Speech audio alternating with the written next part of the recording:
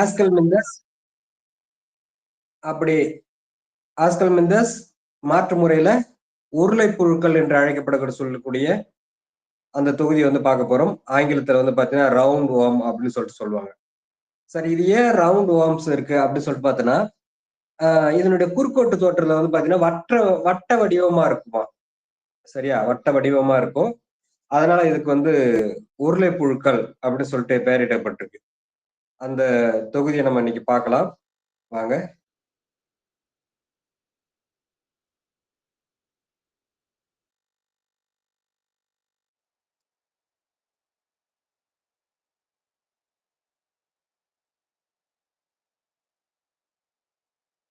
Okay, தெரியுதாப்பா? Yes sir. ஓகேப்பா sir. சரிப்பா, இதுதான்ப்பா ஆஸ்கல்மெண்டஸ் அப்படின்னு சொல்லக்கூடிய உருளை புழுக்கள். இந்த உருளை புழுக்கள் வந்து பாத்தீங்கன்னா அதன் உடல் குறுக்கோட்டு தோற்றம் இருக்குல்ல, இந்த குறுக்கோட்டு தோற்றத்துல பார்க்கும்போது கட் பண்ணி பார்க்கும்போது வட்ட வடிவுல வந்து காணப்படும். இது வந்து பாத்தீங்கன்னா உருளை புழுக்கள் என்று அழைக்கப்படும். அதனால சரியா, மனிதர்கள்ல இது வந்து பாத்தீங்கன்னா பிறக்கும் போதே வந்து பாத்தீங்கன்னா வச்சுங்களேன், நம்ம உடல்ல ஒரு ஒட்டுண்ணியா வாழக்கூடிய தகுதி பெற்ற ஒரு உயிரி. சரியா, பிறக்கும் போதே குழந்தையா இருக்கும் போதே அது என்ன பண்ணப்படும், அந்த ஒட்டுண்ணி வந்து தாயிடம் இருந்து நமக்கு வந்து ஒட்டுண்ணியா குடலுக்குள்ள வந்துடும். இதுல வந்து பாத்தீங்கன்னா பொதுவா என்ன சொல்லுவாங்க அப்படின்னு சொல்லி பாத்தீங்கன்னா அஸ்காரிஸ் அப்படின்னு சொல்லக்கூடிய புழு, ஒரு ஜோடி புழுக்கள் வந்து நம்ம பிறக்கும் போதே என்ன பண்ணும், நம்ம உடல்ல ஒட்டுண்ணியாவே இருந்துரும். சரியா, அது பாத்தீங்கன்னா இந்த புழுக்களால பாதிக்கப்பட்டவங்க பாத்தீங்கன்னா அதிக டைவர்சிட்டி, இது புழுக்கள் வந்து அதிகமா இருந்ததுன்னா என்ன ஆகும் சொல்லிட்டு பாத்தீங்கன்னா ரொம்ப லீனா ஒல்லியான தன்மை உடையவர்களாகவும், அடுத்தது அனிமியா பர்சனாகவும் இருப்பாங்க. அந்த ascaris lumbricoides male and female சொல்லக்கூடியது மேஜரா இந்த உருளை புழுக்கள்ல வரக்கூடியதாக இருக்கும். சரியா, வாங்க பார்க்கலாம். ஓகே, இந்த உருளை புழுக்கள் அதன் உடல் குறுக்கோட்டு தோற்றத்துல வட்ட வடிவுல காணப்படுறதால இந்த புழுக்களுக்கு உருளை புழுக்கள் என்று அழைக்கப்படுகின்றன. இந்த புழுக்கள் எப்படி இருக்கும் அப்படின்னு சொல்லி பாத்தீங்கன்னா, இதுதான் அந்த புழுக்கள். அந்த புழுவோட அமைப்பு எப்படி இருக்குன்னா ஒரு உருளை மாதிரியான அமைப்பா தான் இருக்கும். சரியா, அதை வெட்டி பார்த்தோம்னா நமக்கு என்ன இருக்குன்னு சொல்லி பாத்தீங்கன்னா வெளிப்புறமா இருக்கக்கூடிய ஒரு கவர், ஒரு தோல் அடுக்கு வந்து காணப்படும். அந்த அடுக்குக்கு வந்து பாத்தீங்கன்னா வெளிப்புற அடுக்கு அல்லது எக்டோடம் என்று பெயர். சரியா, வெளிப்புற அடுக்கு எக்டோடம் என்று பெயர். இப்ப பாத்தீங்கன்னா உங்களுக்கு தெரியும், இது வந்து வெளிப்புற அடுக்கு. இந்த வெளிப்புற அடுக்கு தான் என்னது, வெளிப்புறத்தை உடலை சூழ்ந்து காணப்படக்கூடிய இந்த அடுக்கு. இந்த அடுக்குக்கு பேர் என்ன அப்படி சொல்லி பாத்தீங்கன்னா எக்டோடம் அப்படி சொல்றோம். இந்த எக்டோடம் எதுல இருந்து வருது அப்படி சொல்லி பாத்தீங்கன்னா நம்ம கருமூல அடுக்குல இருக்கக்கூடிய புறப்படைன்னு சொல்லக்கூடியதுதான் பாத்தீங்கன்னா நம்ம வந்து எக்டோடம் அப்படி சொல்றோம். சரியா, அதுக்கு இடையில பாத்தீங்கன்னா புறப்படைக்கு அடுத்தது உள்ள ஒரு அடுக்கு காணப்படும். அது வந்து பாத்தீங்கன்னா மீசோடம் அப்படி சொல்றோம், அல்லது நடு அடுக்கு அப்படின்னு சொல்றோம். இந்த சிகப்பா இருக்கு பாருங்க, இந்த சிகப்பா இருக்கிற அடுக்கு தான் என்னது, தசை அடுக்கு அப்படி சொல்றோம். இது எங்க இருந்து வருது அப்படின்னு சொல்லிட்டு பாத்தீங்கன்னா மீசோடம் சொல்லக்கூடிய நடுப்புற அடுக்குல இருந்து உருவாக்கக்கூடியதாக இருக்கு.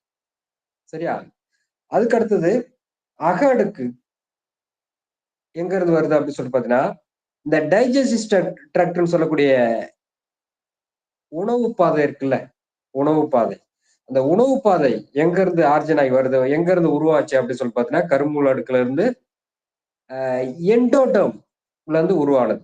அப்போ வெளிப்புற அடுக்கு இருக்கக்கூடிய அந்த உடலை சூழ்ந்து காணப்படக்கூடிய அடுக்கு, அந்த அடுக்கு எங்க இருந்து ஆர்ஜின் ஆகுதுன்னு சொல்லிட்டு பார்த்தீங்கன்னா நம்ம முன்னாடியே பார்த்துருப்போம். ட்ரிப்ளோபிளாஸ்டிக் அனிமல்ஸ் அப்படின்னு சொல்லிட்டு. சரியா, ட்ரிப்ளோபிளாஸ்டிக் அனிமல்ஸ். அப்போ உயிரினங்கள் என்னன்னு சொல்லிட்டு பார்த்தீங்கன்னா கருமூல அடுக்கு அடிப்படையில் 3 அடுக்காக பிரிக்கப்படுகிறது. சரியா, கருமூல அடுக்கு அடிப்படையில் என்னது 3 அடுக்காக பிரிக்கப்படுகிறது.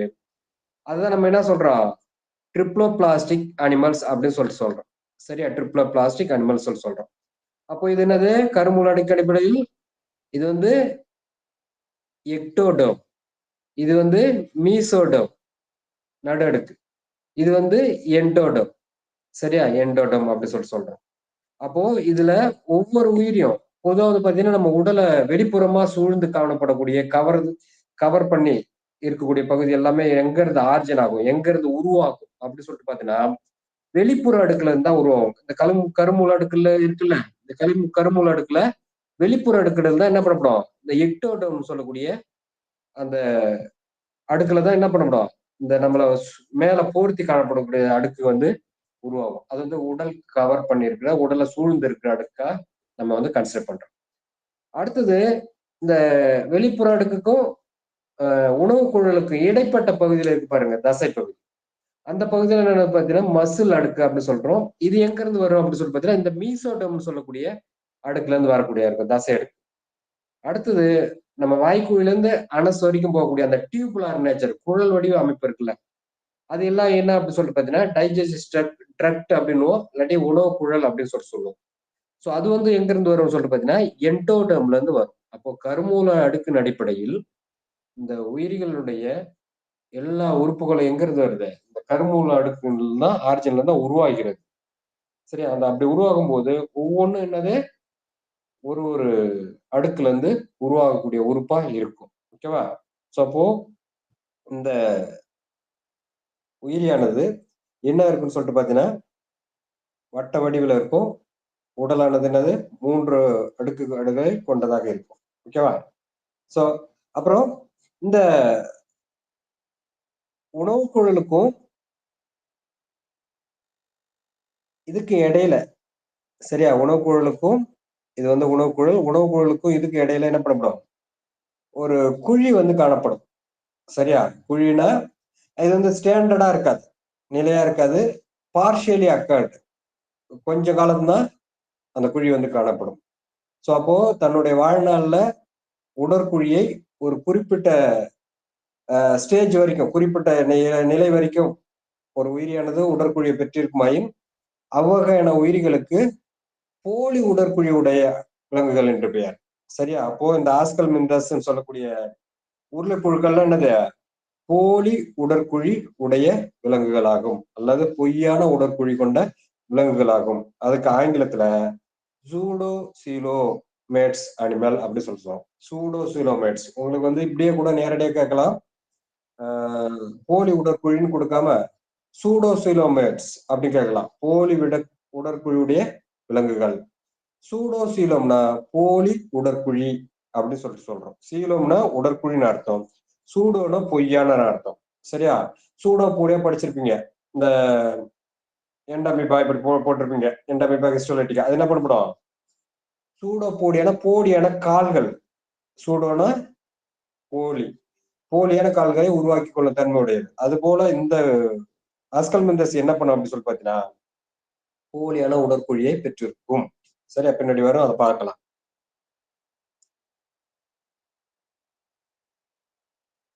அடுத்தது இந்த வகையான புழுக்கள் எங்க வந்து வாழும், எப்படி வாழும் அப்படின்னு சொல்லிட்டு பார்த்தோம்னா இந்த புழுக்கள் என்ன பண்ணலாம், தனித்து வாழ்பவையாக இருக்கலாம். அதாவது என்ன பண்ணும், தனித்து எந்த யாரு கூட சேராம தனித்து வாழ்பவையாக இருக்கும். அடுத்தது நீர்ல வாழ்பவையாக இருக்கலாம், அப்படி இல்லைன்னா நிலத்தில் வாழ்பவையாக இருக்கலாம். அப்போ ஐசோமெரஸ் இருக்கலாம், அடுத்து என்னது அக்வாட்டிக்கா இருக்கலாம், அப்படி இல்லைன்னா டெரஸ்ட்ரியலா இருக்கலாம், அப்படி இல்லைன்னா தாவரங்கள்ல பேரசைட்டா இருக்கும். தாவரங்கள்ல என்ன பண்ணப்படும், பேரசைட்டா காணப்படும், ஒட்டுண்ணியாக காணப்படும். விலங்குகள்ல ஒட்டுண்ணியாக காணப்படும். ஸோ இது மாதிரி பல்வகைத்தன்மை கேரக்டர் கொண்ட, சரியா, பல்வகைத்தன்மை வாழிடத்து தன்மை கொண்ட பண்பு கொண்ட ஒரு உயிரியா இந்த ஆஸ்கல் மிந்தஸ் சொல்லக்கூடிய உருளை புழுக்கள் இருக்கிறது. சரியா? இந்த வகை புழுக்கள் தனித்து வாழ்பவையாகவோ, நீரில் வாழ்பவையாகவோ, நிலத்தில் வாழ்பவையாகவோ, தாவரங்கள் மற்றும் விலங்குகளில் ஒட்டுண்ணியாக வாழ்வக்கூடியவாக இந்த விலங்குகள் வந்து இருக்கின்றன. சரியா? இந்த உருளை புழுக்கள் எப்படி எந்த மண்டல அளவிலான உயிரிகள் அப்படின்னு சொல்லிட்டு பார்த்தோன்னா, இதுக்கு முன்னாடி நம்ம பார்த்த உயிரிகள்லாம் பார்த்திருக்கோம். துளை உடலிகள், செல் அளவிலான உயிரிகள், அடுத்து குழி உடலிகள், திசு அளவிலான உயிரிகள், கடல் வாதுமை இந்த டீனோபோரா திசு அளவிலான உயிரிகள், அடுத்து பிளாட்டிகல் மிந்தஸ் தட்டைப்புழுக்கள், உறுப்பு அளவிலான உயிரிகள். அதுல இருந்து சற்று வளர்ச்சி அடைஞ்சு இந்த உருளை புழுக்கள்லாம் உறுப்பு மண்டல அளவிலான உடற்கட்டமைப்பை கொண்டவை. நான் முன்னாடியே உங்களுக்கு இது நம்ம அதை பத்தி சொல்லியிருக்கோம். ஒரு செயலை ஒரு செல்லு செஞ்சினா அந்த வகையான அமைப்பு உயிரிகளுக்கு செல் அமைப்புகளான கட்டமைப்பு கொண்ட உயிரிகள் பார்த்திருக்கோம். ஒரு பணிய ஒரு குரூப்பா ஒரு குழுவா இருக்கிற செல்கள் செஞ்சுன்னா அது வந்து திசு அமைப்பிலான கட்டமைப்பு உயிரிகள் பார்த்திருக்கோம். அடுத்து ஒரு பணிய ஒரு உறுப்பு செஞ்சுன்னா அது உறுப்பு அளவிலான கட்டமைப்பு கொண்ட உயிரிகள் பார்த்திருக்கோம். ஒரு பணிய பல்வேறு மண்டலங்கள் பல்வேறு உறுப்புகள் செஞ்சதுன்னா அது என்னது உறுப்பு மண்டல அளவிலான உயிரிகள் அப்படின்னு சொல்லிட்டு பார்த்திருக்கோம். ஒரு எடுத்துக்காட்டுக்கு இப்ப நம்மளே எடுத்துக்கிட்டோம்னா நம்மளோட செரிமான மண்டலம் எவ்வாறு இருக்கு அப்படின்னு சொல்லிட்டு பார்த்தீங்கன்னா ஒரே ஒரு டியூப் ஒரே ஒரு குழாய் மட்டுமே இல்லை. அந்த குழாய் எங்க ஓப்பன் ஆகுது, அதன் பிறகு அதுக்கு இடையில வந்து என்னென்ன உறுப்புகள்லாம் என்ன பண்ணுது இந்த செரிமானத்துக்கு பயன்படுகிறது, கல்லீரல், கணையம், அப்புறம் பித்தநீர். சோ அதுக்கப்புறம் என்ன பண்ணுது சிறுகுடல், அது 3 பகுதியா பிரியும். அதுக்கடுத்து பெருங்குடல், சீக்கம், அப்புறம் மலக்குடல், அனஸ் சொல்லக்கூடிய மலப்புழை இவ்வளவோ இருக்கு அதுல. சோ அப்போ உறுப்பு மண்டலம்னா என்னன்னா பல்வேறு உறுப்புகள் சேர்ந்து ஒரு பணியை செய்கிறதா உறுப்பு மண்டலம்னு சொல்றோம். அப்போ அந்த வகையில இந்த உயிரிகளுக்கும் என்னது வெல் டெவலப்டு ஆர்கன்ஸ் வந்து இருக்கு. சரியா, நன்றாக வளர்ச்சி அடைந்த உறுப்புகள் வந்து இருக்கு. இந்த உருளைப்புழுக்கள் உறுப்பு மண்டல அளவிலான கட்டமைப்பு கொண்டவை. சரியா, அப்போ இதுக்கு முன்னாடி இல்லாத உறுப்பு அளவிலானதான் பிளாட்டிக்கல் மிண்டஸ் என்னது உறுப்பு அளவிலான கட்டமைப்பு கொண்டதுதான் நம்ம பார்த்திருக்கோம். சரியா, இப்பதான் என்னது இந்த உருளைப்புழுக்கள் சொல்லக்கூடிய ஆஸ்கல் மிண்டஸ் தான் உறுப்பு மண்டல கட்டமைப்பு வந்து என்னது உருவாகிறது. சார் அது என்ன சார் உறுப்பு மண்டல கட்டமைப்பு, இதுல என்ன சார் இருக்கு அப்படின்னு சொல்லி பார்த்தோன்னா என்ன இருக்கு, உங்க செரிமான மண்டலத்தை பாருங்க. இந்த வாய் இருக்கு, அதுக்கடுத்து என்ன இருக்கு பேரிங்ஸ் இருக்கு. இந்த பேரிங்ஸ்னா வாய்க்குழி, அந்த பேரிங்ஸுக்கு என்ன இருக்கு நரம்பு வளையம் இருக்கு. சரியா, நரம்பு வளையம் இருக்கு. அந்த நரம்பு வளையத்துக்கு பக்கத்துல கீழே என்ன இருக்கு கழிவு நீக்க மண்டலம் இருக்கு, எக்ஸ்கிரீட்டரி சிஸ்டம்ஸ். சரியா, கழிவு நீக்க மண்டலம் வந்து இருக்கு. அதுக்கு என்ன இருக்கு சொல்லி பாத்தீங்கன்னா குடல் பகுதி காணப்படுகிறது. சரியா, குடல் பகுதி கீழே என்ன இருக்குன்னு சொல்லிட்டு பாத்தீங்கன்னா ஆண் புழுக்கு விந்தகங்கள் டெஸ்டிஸ் வந்து காணப்படுகிறது. பெண் புழுக்கு வந்து பாத்தீங்கன்னா ஓவரியை உற்பத்தி பண்ணக்கூடிய அண்டகம் காணப்படுகிறது. சரியா, விந்தகம் அண்டகம் காணப்படுகிறது. ஓகேவா சார், அதுக்கப்புறம் என்னன்னு சொல்லிட்டு பாத்தீங்கன்னா யூட்ரஸ் கருப்பை காணப்படுகிறது. அடுத்தது உள்வா காணப்படுகிறது, உள்வான ஒரு துளை காணப்படுகிறது. அடுத்தது பேரிங்ஸ்ல இருந்து ஆரம்பிச்சு வால் பகுதியில் என்ன பண்ணுது குடலானது நீண்டு காணப்படுகிறது. அதுக்கப்புறம் கழிவு நீக்கத்தை வெளியேற்றுறதுக்காக கழிவு நீக்க துளை அனஸ் காணப்படுகிறது. சரி, இது என்னது அனஸ் கழிவு நீக்க துளை வந்து காணப்படுகிறது.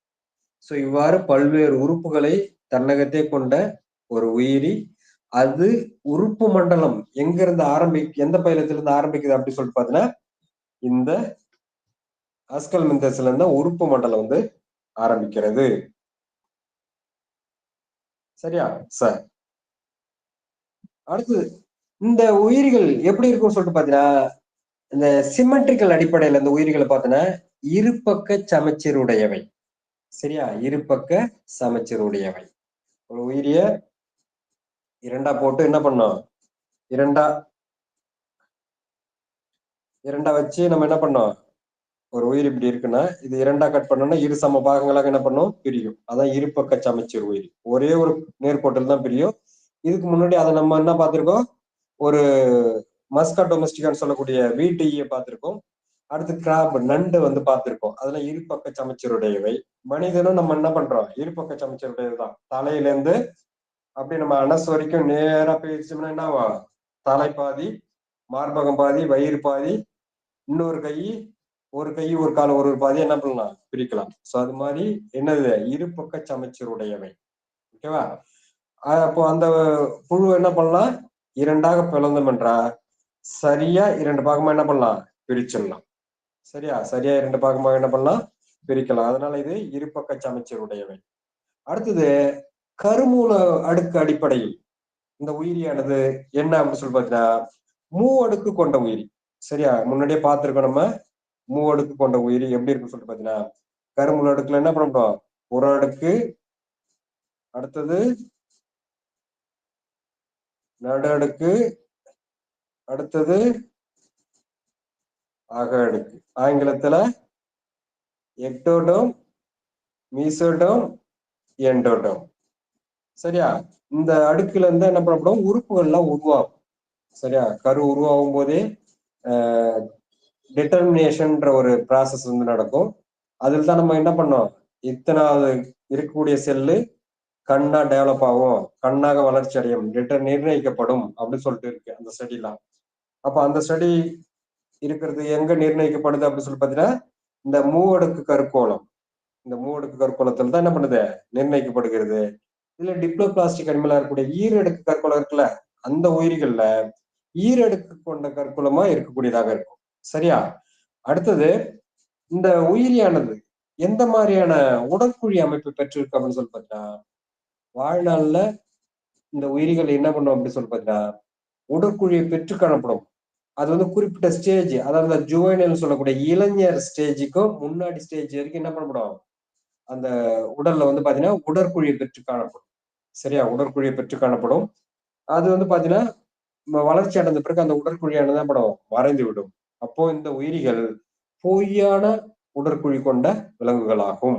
சரியா? ஆங்கிலத்துல சூடோ சீலோமேட் விலங்குகள், சூடோ சீலோமேட்ஸ் அனிமல்ஸ் அப்படின்னு சொல்றோம். சரியா? அப்ப ஆஸ்கல்மிந்தஸ் இருபக்க சமச்சருடையவை, மூவடுக்கு கொண்ட உயிரிகள் ஆங்கிலத்துல டிப்ளோபிளாஸ்டிக் அனிமல்ஸ், மற்றும் போலியான உடற்குழி கொண்டவை அல்லது பொய்யான உடற்குழி கொண்டவை ஆங்கிலத்துல சூடோசீலோமேட்ஸ் ஆகும். சரியா? சரி. இப்ப பாத்தீங்கன்னா உங்களுக்கு தெரியும், இதுதான் என்ன அப்படின்னு சொல்லி பாத்தீங்கன்னா, ஒரு அந்த உயிரி என்ன பண்றாங்க, நமக்கு வந்து குறுக்கோட்டு தோற்றம் நீட்டமா வெட்டி, இது வந்து அந்த உயிரியோட விலங்கு. சரி, அந்த உயிர் என்னது, அந்த ஆஸ்கல்மிந்தஸ் குழு. இல்ல என்ன இருக்கும் அப்படின்னு சொல்லி பாத்தீங்கன்னா, நமக்கு என்ன இருக்கும் அப்படின்னு சொல்லி பாத்தீங்கன்னா,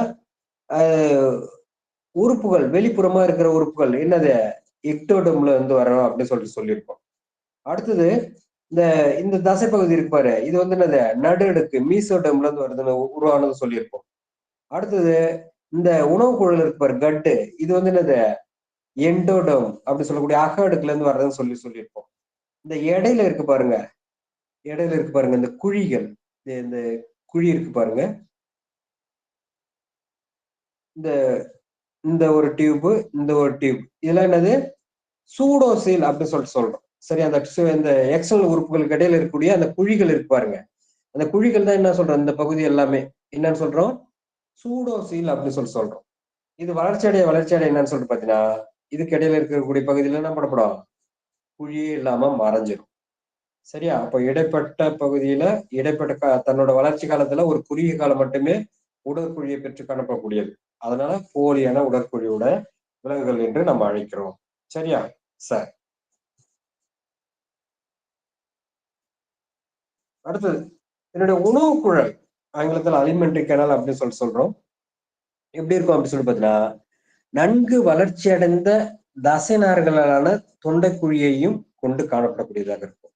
நம்ம முன்னாடியே பார்த்தோம் படத்துல, என்னுடைய உணவு குழல் எப்படி இருக்கும் அப்படின்னா, நன்கு வளர்ச்சி அடைஞ்ச இருக்கும். சரியா? நன்கு வளர்ச்சி அடைந்த தொண்டைக்குழியையும் கொண்டு காணப்படக்கூடிய ஒரு உணவு குழலாக இருக்கும். சரியா? அப்போ வாய்க்குழி, வாயிலிருந்து அடுத்து வாய்க்குழி, வாய்க்குழியிலிருந்து வரக்கூடிய உறுப்பு என்னது, குழல் வடிவ அமைப்பா இருக்கும். அது என்ன பண்ண, நன்கு வளர்ச்சி அடைந்து தசை நார்களால இருக்கும். சரியா? தசை நார்கள் நம்ம கூட இப்போ நம்ம இந்த குடல்லாம், இந்த ஆட்டு குடல்லாம் சமைச்சு சாப்பிடுவாங்க. அப்படி பார்த்தோன்னா அது என்ன பண்ணப்படும், எலாஸ்டிக் மாதிரியான ஒரு அமைப்பு இருக்கும். அது என்னது, தசை நார்களால் ஆனது. சரியா? விரிந்து கொடுக்கும் தன்மை உடையது. ஸோ அது மாதிரி தசை நார்களால் ஆனது. கடைசியில எங்க வந்து முடியும் அப்படின்னு சொல்லி பாத்தீங்கன்னா, மலப்புழையில வந்து முடியக்கூடிய கண்டிஷனை பெற்றிருக்கும். ஸோ அதனால என்னது இது, இதுக்கு வந்து பாத்தீங்கன்னா உணவுக்குழல் முழுமையானது, அதாவது கம்ப்ளீட்டட். சரியா? கம்ப்ளீட்டட். இதனுடன் நன்கு வளர்ச்சி அடைந்த தசைநார்களான தொண்டைக்குழி, அது என்னது, பேரிங்ஸ் சொல்லக்கூடிய தொண்டைக்குழியும் கொண்டு காணப்படக்கூடியதாக இருக்கும். ஓகேவா? அதுக்கு பேரு, அந்த தொண்டைக்குழி பேரு மஸ்குலார் பேரிங்ஸ் அப்படின்னு சொல்றோம். இப்போ பாத்தீங்கன்னா உங்களுக்கு தெரியும், இது வந்து ஒரு ஆஸ்கல்மிந்தஸ் சொல்லக்கூடிய அஸ்காரிஸ் லும்பிரிகைட்ஸ் அப்படின்னு சொல்லக்கூடிய உருளைப்புழுவோட வரைபடம். இந்த வரைபடத்தை பாத்தீங்கன்னா நன்கு வளர்ச்சி அடைந்த என்ன காணப்படும், நன்கு வளர்ச்சி அடைந்த மவுத் வந்து காணப்படும், வாய். சரியா? அடுத்தது அதுல இருந்து என்ன பண்ணப்படும், குழல் வடிவமா இருக்கக்கூடிய உணவு குழல் வந்து காணப்படும். சரியா? அப்புறம் இந்த குழல் வடிவத்துக்கு இடையில என்ன பண்ணப்படும், ஒரு சுருள் வடிவ மோதிரம் போன்ற என்ன பண்ணப்படும், ஒரு ரிங் காணப்படும். அந்த ரிங்க்கு நரம்பு வளையம் என்று பெயர். சரியா? நரம்பு வளையம் என்று பெயர். இந்த நரம்பு வளையம் அந்த உணவு குழல சூழ்ந்து காணப்படக்கூடியதாக இருக்கும். அதன் பிறகு என்ன சொல்ற பாத்தீங்கன்னா, அந்த உணவு குழல்ல நீண்டு எது வரைக்கும் போகுது, அனசுன்னு சொல்லக்கூடிய மலக்குடல், அதாவது மலம் வெளியேற குழாய் வரைக்கும் போகுது. சரியா? சோ அப்போ நன்கு வளர்ச்சி அடைந்த என்ன காணப்படும், குடல் பகுதி, இன்டெஸ்டைன் சொல்லக்கூடிய குடல் பகுதி காணப்படும். சரியா? இந்த குடல் பகுதிக்கும் இந்த வெளிப்புற கியூட்டுகளுக்கு இடையில ஒரு இடைவெளி வந்து காணப்படும். அந்த இடைவெளிக்கு என்ன பேர் அப்படி சொல்லி பார்த்தீங்கன்னா சூடோசீலோம், போலியான உடற்குழி என்று பெயர். சரியா? போலியான உடற்குழி என்று பெயர். இந்த நெருரிங்க்கு கீழே இருக்கக்கூடிய அந்த பகுதியில ஒரு துளை வந்து காணப்படும். அதாவது நரம்பு துளைக்கு, நரம்பு சுருளுக்கு கீழ் பகுதியில என்ன காணப்படும், இந்த குடலுக்கும் முன்னாடி இருக்கக்கூடிய அந்த அரவை பைக்கும் பக்கத்துல ஒரு துளை வந்து காணப்படும். அந்த துளைக்கு என்னன்னு சொல்லி பார்த்தீங்கன்னா கழிவு நீக்க துளை என்று பெயர். சரியா? கழிவு நீக்க துளை என்று பெயர். ஓகேவா? அடுத்தது இந்த இந்த புழுவானது என்ன அப்படின்னு சொல்லிட்டு பார்த்தீங்கன்னா பெண் புழு. அதனால இதுல என்ன இருக்கு, அண்டகம், ஓவரி வந்து காணப்படுகிறது. சரியா? ஓவரி உற்பத்தி பண்ணக்கூடிய ஓவரி வந்து காணப்படுகிறது. ஓகேவா? அடுத்தது இந்த பகுதியில என்ன இருக்கு அப்படின்னு சொல்லி பாத்தீங்கன்னா இனப்பெருக்கம். இது வந்து பாத்தீங்கன்னா டையேசியஸ் உயிரி. சரியா? டையேசியஸ் உயிரி. டையேசியஸ் உயிரினா ஒரு பால் உயிரி. ஒரு உயிரி என்ன பண்ணும் அப்படின்னு சொல்லி பாத்தீங்கன்னா பெண்ணா இருந்தா பெண்ணா தான் இருக்கும், ஆணா இருந்தா ஆணா தான் இருக்கும். அது பாத்தீங்கன்னா டையேசியஸ் அப்படின்னு சொல்லுவாங்க. ஆண் பெண் உயிரிகள் வெவ்வேறானவை. சரியா? டையேசியஸ் அப்படின்னு சொல்லக்கூடியது. சோ அப்ப என்ன பண்ண முடியும், இது வந்து பெண் உயிரி. பெண் உயிரில என்ன பண்ணப்படும், அந்த இனப்பெருக்க துளை வந்து காணப்படும். சரி, இனப்பெருக்க துளை வந்து காணப்படும். அது வந்து ரீப்ரொடக்டிவ் போர் அப்படின்னு சொல்லிட்டு சொல்லுவாங்க. இது வந்து என்னது, ஒரு பெண் அஸ்காரிஸ் ஆகும். இது வந்து என்னது, ஒரு பெண் அஸ்காரிஸ் ஆகும். இந்த சிம்பிள் என்னன்னு சொல்லிட்டு பாத்தீங்கன்னா ஒரு பெண் குறிக்கிறதுக்கு உண்டான குறியீடு ஆகும். ஒரு ஆணை குறிக்கணும் அப்படின்னா என்ன பண்ணுவாங்க அப்படின்னா இப்படி போட்டு காமிப்பாங்க. சரி, நீ ஜெனடிக்ஸ் எல்லாம் பார்க்கலாம். இப்படி போட்டு காமிச்சா என்னது, இது வந்து மேல். சரியா? ஆண். இது வந்து என்னது, ஃபீமேல். இப்படி போட்டா ஃபீமேல் ஆகும். அப்ப இவங்க காட்டி இருக்கிறது என்ன அப்படின்னு சொல்லி பாத்தீங்கன்னா படத்துல நமக்கு இருக்கிறது ஃபீமேல் சொல்லக்கூடிய பெண் அஸ்காரிஸ் உயிரி ஆகும். அடுத்தது இந்த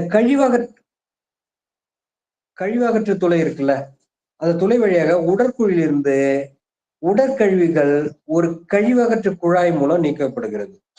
இப்ப நமக்கெல்லாம் கழிவகற்று எது செய்யுது அப்படின்னு சொல்லிட்டு பாத்தீங்கன்னா நம்ம உடல் முழுவதிலும் இருக்கக்கூடிய ரத்தத்துல கலந்திருக்கக்கூடிய அனைத்து கழிவுப் பொருட்களையும் என்ன பண்ணுது, ரத்தத்துல இருந்து வந்து கரெக்டா என்ன பண்ணுது அப்படின்னு சொல்லி பாத்தீங்கன்னா யூரியான்னு சொல்லக்கூடிய அந்த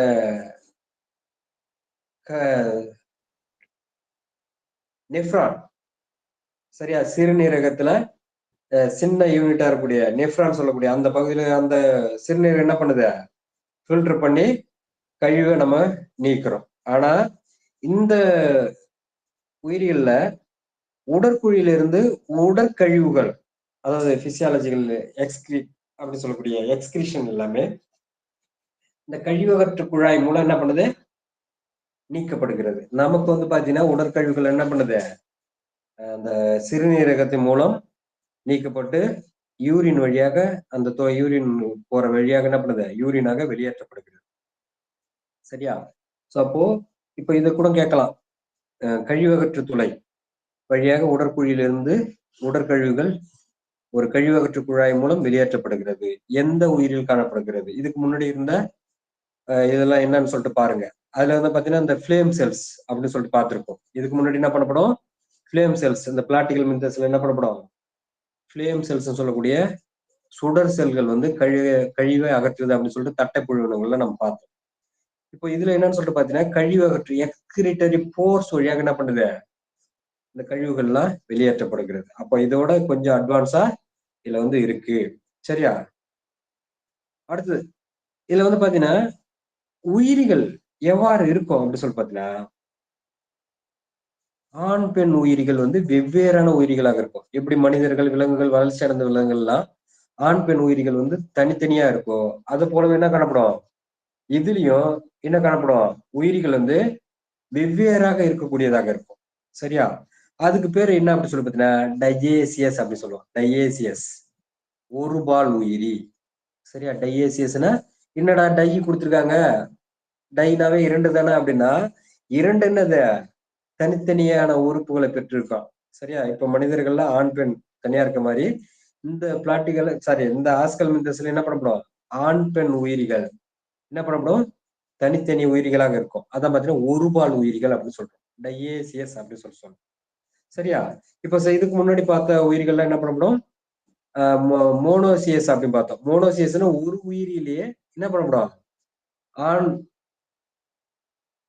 தன்மையும், இன்னொரு பக்கத்துல பெண் தன்மையும் கொண்ட இந்த எஃகு, அதாவது அண்டகத்தை உற்பத்தி பண்ணக்கூடிய தன்மையும், இன்னொரு சைடுல இருந்து பாத்தீங்கன்னா என்னது? விந்தகத்தை உற்பத்தி பண்ண செய்யக்கூடிய தன்மையும் பெற்று காணப்படும். அதெல்லாம் பாத்தீங்கன்னா நம்ம என்ன சொல்றோம் அப்படின்னு சொல்லி பாத்தீங்கன்னா, மோனோசியஸ் அப்படின்னு சொல்றோம். டையேசியஸ்ன 2 உயிரிகளும் தனித்தனியானவை. ஆண் உயிர் தனி, பெண் உயிர் தனியா. சரியா? அப்ப இது என்னது? ஒரு பால் உயிரிகள். சரியா? ஒரு பால் உயிரிகளாகும். ஆண், பெண் உயிர் புழுக்களிடையே பால் வேறுபாட்டு தன்மை காணப்படுகிறது. இப்போ மனிதர்களுக்கு, விலங்குகளுக்கெல்லாம் ஆண், பெண் பால் வேறுபாட்டு தன்மை இருக்கும். ஆண்னா ஆணுக்கு உண்டான தன்மை, பெண்ணுனா பெண்ணுக்கு உண்டான தன்மை.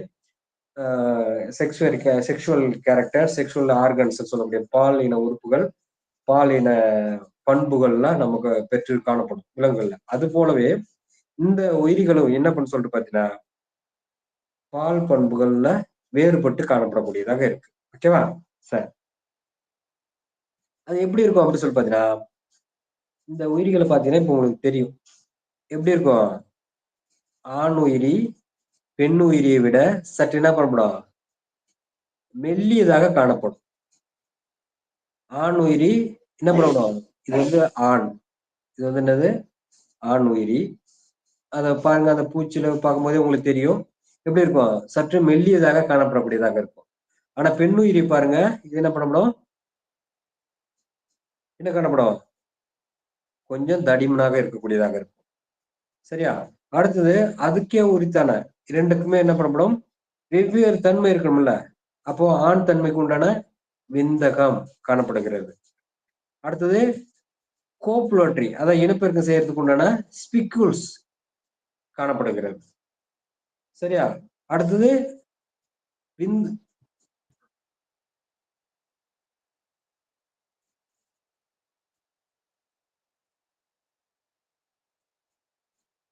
அடுத்தது என்ன காணப்படும் அப்படின்னு சொல்லி பாத்தீங்கன்னா, விந்து குழல். விந்து குழல் என்பது காணப்படுகிறது. இது ஆண். சரி, அடுத்து பெண்ணுல என்ன இருக்கும் அப்படின்னு சொல்லி பாத்தீங்கன்னா, இந்த ஓவரி, அண்டகம் காணப்படுகிறது.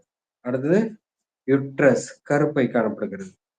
அடுத்தது உல்வா, இதுதான் பாத்தீங்கன்னா என்னது? பெண் இனப்பெருக்க புழை அப்படின்னு சொல்லுவோம். சரியா? இந்த ஸ்பிக்யூல்ஸ் இருக்குல்ல, அந்த ஸ்பிக்யூல்ஸ் வந்து மேட்டிங் டைம்ல, உடல் ஒரு டைம்ல என்ன பண்ணப்படும்? இந்த இனப்பெருக்கம் செய்யறதுக்கு பயன்படக்கூடியதாக இருக்கும். அடுத்தது இது பெண் கேரக்டர்ஸ். அப்போ ஆண், பெண் கேரக்டர்ஸ் வந்து என்ன பண்ணப்படும்? தனித்தனியான உயிரிகள் கொண்ட உயிரிகளாக என்ன பண்ணுது? இந்த உயிரிகள் வந்து இருக்கிறது. அப்போ இது வந்து என்னது? ஒரு பால் உயிரி. ஒரு உயிரி கிட்ட ஆணாகவும் இருக்கும், இல்லாட்டி பெண்ணாக தான் இருக்கும். சரியா? 2 ஒரே உயிர்ல இருக்காது. டையேசியஸ் அனிமல்ஸ் அப்படின்னு சொல்றோம். அடுத்து பெரும்பாலும் பெண் புழுக்கள் ஆண் புழுக்களை விட சற்று நீளமாக காணப்படும். சரியா? இப்போ இந்த கம்பேரிட்டிவ் ஸ்டடி பண்ணனா உங்களுக்கு தெரியும். பெரும்பாலும் இந்த புழுக்கள்லாம் என்ன பண்ணப்படும்? ஆண் புழுக்களை காட்டும் பெண் புழுக்கள் வந்து சற்று வந்து என்ன இருக்கும் அப்படின்னு சொல்லி பாத்தீங்கன்னா, இந்த மாதிரி அமைப்புல என்ன பண்ணப்படும்? சற்று நீளமாக காணப்படக்கூடியதா இருக்கும். இது வந்து பிளண்டடா இருக்கும். இந்த பிளண்டடா இது மாதிரியான இருக்கும். இதுல வந்து டிப்டா இருக்கும். இதுல என்ன பண்ணப்படும்? ஆண் புழு வந்து டிப்புடா இருக்கும். இப்போ இந்த வால் பகுதி என்ன பண்ணப்படும், இதுல பெண் புழு வந்து பிளண்டடா இருக்கும். இல்ல ஆண் புழுல டிப்புடா இருக்கும். சரியா? சோ இந்த வேரியேஷனு. அடுத்து தடிமன்ல வந்து பாத்தீங்கன்னா பெண் புழுன்னா இருக்கும், கொஞ்சம் தடிமனா இருக்கும், நீளத்துல அதிகமா இருக்கும். ஆண் புழு வந்து சற்று மெல்லிதாக இருக்கும், நீளத்துல வந்து குறைவான நீளம் கொண்டதாக இருக்கும். அப்போ பெரும்பாலும் பெண் புழுக்கள் ஆண் புழுக்களை விட சற்று நீளமானதாக இருக்கக்கூடியதாக இருக்கும். சரியா? சரி.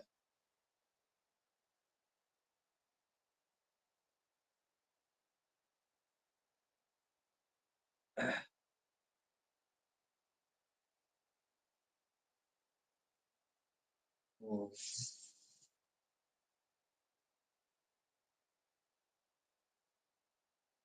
அடுத்தது இந்த கருவுறுதல் இருக்குல்ல, இந்த கருவுறுதல் எப்படி இருக்கும் அப்படின்னு சொல்லி பாத்தீங்கன்னா, அகக்கருவுறுதல் வகையிலானது.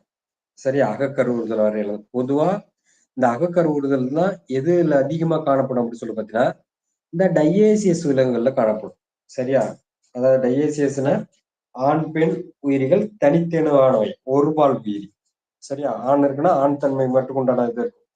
அவங்களுக்குள்ள என்ன பண்ணப்படும், இனப்பெருக்கம் செய்யணும்னா பெண் தன்மை பெண் உயிரி கூட சேரணும். சேர்ந்த பிறகுதான் என்ன பண்ணப்படும், கருவுறுதல் உருவாகும். அப்ப கருவுறுதல் உருவாகும் போது கருவுறுதல்ல நிறைய வகை இருக்கு. அதுல இந்த உயிரிகளுக்கு வந்து பாத்தீங்கன்னா ஆண் பெண் உயிர்கள் தனித்தனியானவை டையேசியஸா இருக்கிறதால இந்த உயிர் ஆண் பெண் ஒரு புழுக்கள் வந்து சேரும், இணையும். அப்படி இணையும் போது ஆண் புழுக்களோட விந்து செல்கள் என்ன பண்ணப்படும், பெண் உள்வாவுல செலுத்தப்பட்டு கருவுறுதல் வந்து பாத்தீங்கன்னா பெண் பூச்சியின் வயிற்றுக்குள்ளேயே நடைபெறும். சரியா? அவ்வாறு கருவுறுதல் பெண் பூச்சியோட பெண் உயிரியோட வயிற்றுக்குள்ள நடந்தா அந்த கருவுறுதல் அகக்கருவுறுதல் எனப்படும். சரியா? அப்போ கருவுறுதல் அகக்கருவுறுதல் வகையில காணப்படக்கூடியதாக இருக்கும். மற்றும் நேரடியாகவோ இளம் உயிரி முதிர்ச்சி அடைந்த உயிரியை போலவே ஒத்திருக்கும். சரியா? இது என்னன்னு சொல்லிட்டு பாத்தீங்கன்னா ரேப்டைடிட் ஃபார்ம் அப்படின்னு சொல்லுவோம். சரியா? நேரடி வளர்ச்சி அப்படி சொல்லுவோம். மெட்டமார்போசிஸ் வந்து டைரக்ட், அதாவது நேரடி வளர்ச்சி, மறைமுக வளர்ச்சின்னு சொல்லிட்டு வளர்ச்சி இருக்கு. இப்போ இந்த புழுக்கள்லாம் எப்படின்னு சொல்றோம், பிறக்கும் போது என்ன பண்ணப்படும், ஒரு அந்த புழுக்கள் போன்ற அமைப்புடையதாகவே பிறக்கும். சரியா? முட்டை கருவுறும், கருவுறும் போதே என்ன பண்ணப்படும், நேரடி வளர்ச்சியா தான் இருக்கும். அந்த லார்வான்னு சொல்லக்கூடிய இளம் உயிர் இருக்குல்ல, அந்த இளம் உயிரியே என்ன பண்ணப்படும், அந்த புழு போலவே தான் இருக்கும். இப்ப நம்ம மனிதர்களுக்கு குழந்தை பிறக்குது, இல்ல ஆடு மாடுக்கெல்லாம் கன்றுன்றது, அது பிறந்தது எப்படி இருக்கு, அது போலவே அமைப்புடையதாக இருக்கும். இப்போ கன்றுனா கன்று போல அமைப்புடையதாக இருக்கும், பசுமாடுன்னா பசுமாடு போலவே இருக்கும், ஆடுனா ஆடு போலவே இருக்கும், மனிதர்கள்னா மனிதர்கள் போலவே குழந்தை வந்து என்ன பண்றோம், அதே அளவு கை கால் தலை எல்லாம் கண்ணு எல்லாம் இருக்கிற மாதிரியே இருக்கிறது தான் பாத்தீங்கன்னா நேரடி வளர்ச்சி அப்படின்னு சொல்றோம். பட் வளர்ச்சி அடையும், பட் அங்கங்கள் எல்லாமே என்னது ஒரே மாதிரியா தான் இருக்கும். சோ அப்போ இது வந்து பாத்தீங்கன்னா என்ன பண்ணிடும், நேரடி வளர்ச்சி காணப்படும். அல்லது சில டைம்கள்ல என்னன்னு சொல்லி பாத்தீங்கன்னா மறைமுக வளர்ச்சியும் காணப்படலாம். சரியா? மறைமுக வளர்ச்சி காணப்படலாம். சரியா? இந்த நிம்ப் ஃபார்ம் அப்படின்னு சொல்லக்கூடிய மாதிரி என்ன பண்ணலாம், கருவுறுதல் அகக்கருவுறுதல் இருக்கும், வளர்ச்சியானது நேரடி வளர்ச்சியாக இருக்கலாம், சில நேரங்களில் மறைமுக வளர்ச்சியும் காணப்படும். சரியா? சரி. இதுக்கு எடுத்துக்காட்டு எல்லாம் என்னென்ன அப்படின்னு சொல்லி பாத்தீங்கன்னா அஸ்காரிஸ், இது சயின்டிபிக் நேம் வந்து அஸ்காரிஸ் லும்பிரிகாய்ட்ஸ் அப்படி சொல்லுவாங்க. சரியா? அஸ்காரிஸ் லும்பிரிகாய்ட்ஸ் ஆண் பெண் உயிரிகள். ஒவ்வொரு மனிதனிடம் இருந்து என்ன பண்ணப்படும், இந்த உயிரிகள் வந்து கண்டிப்பா ஒரு ஜோடி வந்து இருக்கும். சரியா? சில குழந்தைங்களுக்கு ஏதாவது ஆக்சிடென்ட்ஸ் எல்லாம் வரும்போது பாத்தீங்கன்னா பெரிய புழுக்களா என்ன பண்ணப்படும், ஒண்ணு ரெண்டு வந்து வரும் பெரிய புழுக்கள். அது எப்படி இருக்கும் அப்படின்னு சொல்லி பாத்தீங்கன்னா இந்த எங்க சைடுல இந்த கோணி தைக்கிற ஊசி அப்படின்னு சொல்லுவாங்க. அது மாதிரி அந்த சைஸ்ல என்ன பண்ணப்படும், பெரிய ஊசி பெரிய புழுக்களாக வரும். சரியா? நிறைய ஒட்டுண்ணி வந்து நம்ம வயிற்றுல இருக்கு. இந்த கீரை பூச்சிகள் சொல்லுவோம்ல, அது வந்து பாத்தீங்கன்னா கீரை பூச்சி அப்படின்னு சொல்லுவோம். அது வந்து பாத்தீங்கன்னா என்ட்ரோபியாஸ் வெர்மிகுலாரிஸ் அப்படின்னு சொல்லக்கூடியது, அது வந்து கீரை பூச்சி. அடுத்து கொக்கி புழுன்னு ஒண்ணு இருக்கு, ஆங்கியோஸ்டோமா அப்படின்னு சொல்லக்கூடிய கொக்கி புழு இருக்கு. அதெல்லாம் சின்ன சின்ன புழுக்கள். இது வந்து பாத்தீங்கன்னா பெருசா இருக்கும் பாக்குறதுக்கு என்ன பண்ணப்படும், நம்ம மண்புழு இருக்குல்ல, பெரிட்டிமா மாதிரி மண்புழுவா இருக்கும். சரியா? மண்புழு மாதிரியான அமைப்பு கொண்டதா இருக்கும். அது வந்து பாத்தீங்கன்னா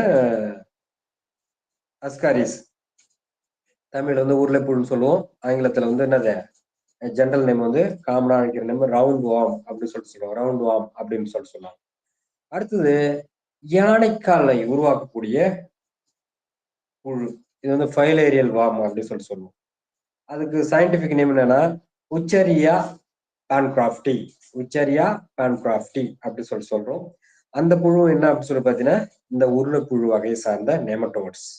சரியா, உருளைப்புழு வகையை சார்ந்த நெமட்டோட்ஸ்கள் உச்சரியா பான்கிராஃப்டி சொல்லக்கூடிய உச்சரியா உச்சரி ரியா உச்சரி ரியா அப்படி சொல்லக்கூடிய சயின்டிபிக் நேம் வந்து உச்சரியா பான்கிராஃப்டி அப்படி சொல்லுவோம்.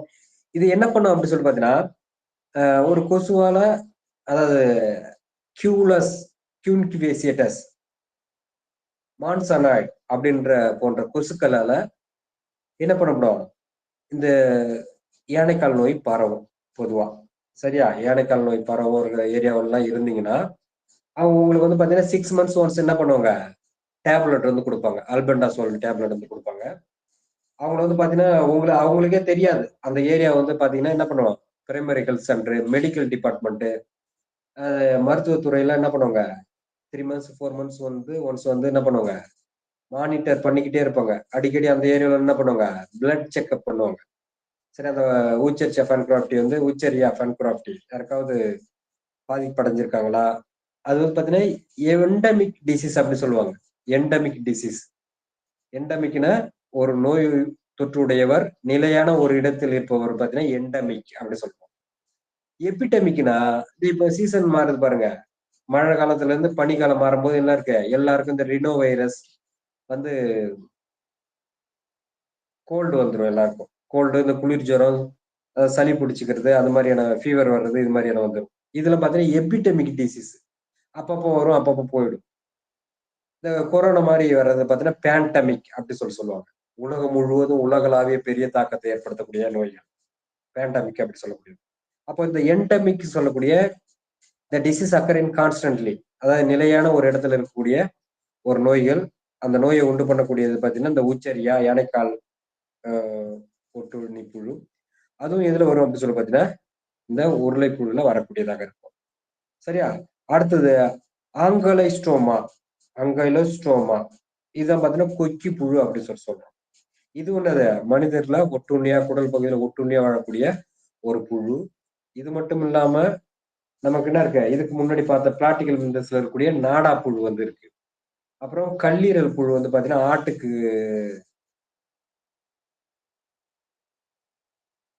ஆட்டோட குடல்ல ஒட்டுண்ணியா வாழக்கூடிய கல்லீரல் புழு.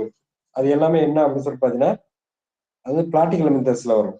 இது வந்து நம்ம உடம்புல இருக்கக்கூடிய புழுக்கள்ல 3 வந்து என்னது, இந்த உருளைப்புழுல வரக்கூடியது. ஒண்ணு வந்து அஸ்காரிஸ், 2 வந்து யானைக்கால் புழு, 3 வந்து கொக்கி புழுன்னு சொல்லக்கூடிய ஆங்கலஸ்டோமா.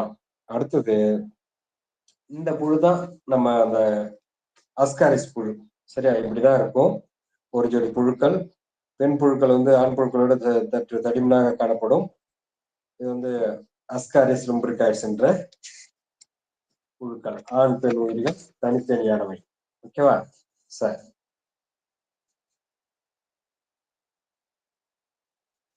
இந்த புழுதான் என்ன அப்படின்னு சொல்லி பாத்தீங்கன்னா யானைக்கால் நோயை உண்டு பண்ணக்கூடிய புழு. சரியா, ஊச்சரியா ஊச்சரி ரியா அப்படி சொல்லக்கூடிய புழு. இந்த புழு எப்படி இருக்கும் அப்படின்னு சொல்லி பாத்தீங்கன்னா ஜெல்லி முட்டாய் மாதிரியே அமைப்புடையதாக இருக்கும். இது வந்து இருபக்க சமச்சருடையவை. அடுத்தது டிப்ளோபிளாஸ்டிக் அமிலம், ட்ரிப்ளோபிளாஸ்டிக் அமிலம், மூவடுக்கு கற்கோளை கொண்ட உயிரிகளாக இருக்கக்கூடியவை. பாக்குறது பாத்தீங்கன்னா ஜெல்லி மாதிரியே இருக்கும். பட் இது என்ன பண்ணப்படும், மனிதனுக்கு யானைக்கால் நோயை உண்டு பண்ணக்கூடியதாக இருக்கும். யானைக்கால் நோய் பாதிக்கப்பட்டவங்கள நீங்க பார்த்துருப்பீங்க. கை காலெல்லாம் வீங்கிடும். அப்படி இல்லைன்னா ஜெனிட்டல் சொல்லக்கூடிய உடல் உறுப்பு வீங்கிடும். பெண்களுக்கு வந்து பாத்தீங்கன்னா மார்புல வந்து யானைக்கால் நோய் அந்த இன்ஃபெக்ஷன் வந்து மார்பகம் வந்து என்ன பண்ணும், பெருசா புற்றுநோய் மாதிரி ஆகிவிடும். அது மாதிரி எந்த உறுப்பு வருதோ அந்த உறுப்பு என்ன பண்ணப்படும், அங்க இருக்கிற லிம்ப் நோடு எல்லாம் பாதிக்கப்பட்டு அதை அடைச்சிக்கிட்டு என்ன பண்ணணும், பெருசா வளர்ந்தக்கூடியதாக இருக்கும். இதெல்லாம் இப்போதைக்கு ஓரளவு கட்டுப்படுத்திட்டாங்க. ஸோ அந்த யானைக்கால் நோய் ஏற்படுத்தக்கூடியது இந்த ஊச்சரியா பான்கிராஃப்டி என்ற புழு நெமட்டோட்ஸ். அடுத்து இதுதான் பாத்தீங்கன்னா ஆங்கலோஸ்டோமா அப்படி சொல்லக்கூடிய கொக்கி புழு. இது தலையில என்ன இருக்கும் அப்படின்னு சொல்லி பாத்தீங்கன்னா கொக்கி காணப்படும். இந்த தலையில இருக்கு பாருங்க, இங்க காணப்படும் என்ன பண்ணப்படும், இப்படி கொக்கி மாதிரியான அமைப்பு வந்து காணப்படும். சரியா? இது வந்து மனித குடலில் ஒட்டுண்ணியா வாழக்கூடிய ஒரு புழு. இந்த புழு என்ன பண்ணும் அப்படின்னு சொல்லி பார்த்தீங்கன்னா, ரத்தத்துல இருக்கக்கூடிய சத்து எல்லாம் உறிஞ்சிக்கிட்டு மனித குடல்ல வாழக்கூடிய ஒரு புழு. ஆங்கிலோஸ்டோமா கொக்கி புழு.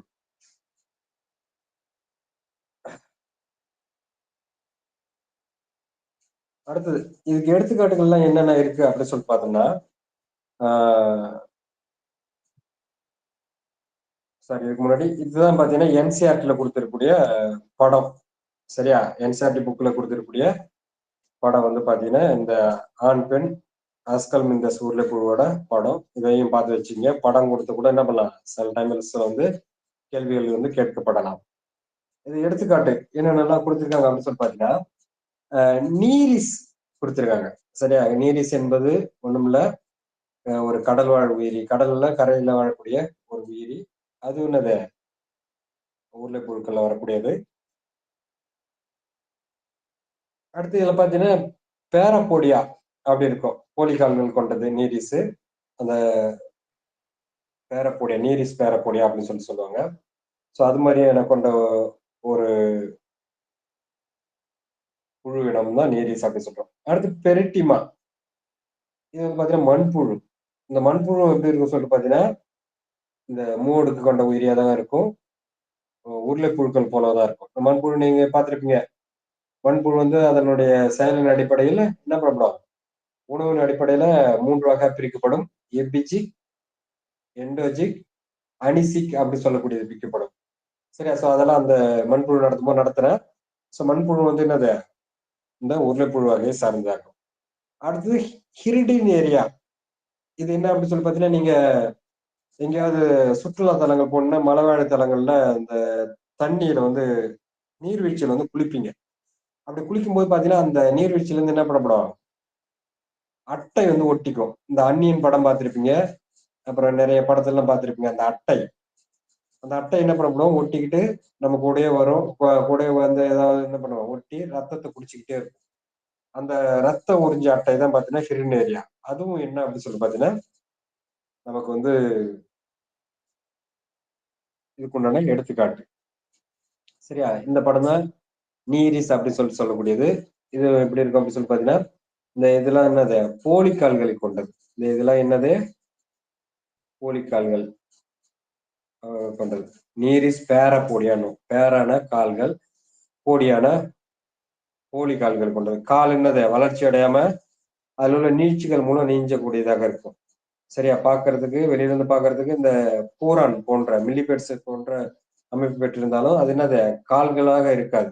சரியா? இதுல மைன்யூட்ஸான என்ன பண்ணப்படும், இதழ்கள் போன்ற அமைப்புகள் வந்து காணப்படக்கூடியதாக இருக்கும். அதன் மூலம் நீந்தக்கூடிய தன்மை பெற்றதாக இருக்கும். சரியா?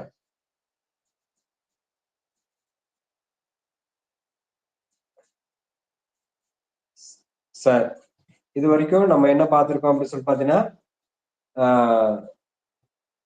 அண்ணன் அதாவது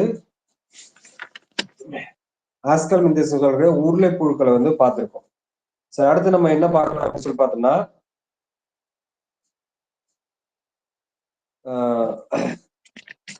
அன்னலிடா வந்து பார்க்கலாம். ஓகேவா? அன்னலிடான்ற ஒரு தொகுதி வந்து பார்க்கலாம்.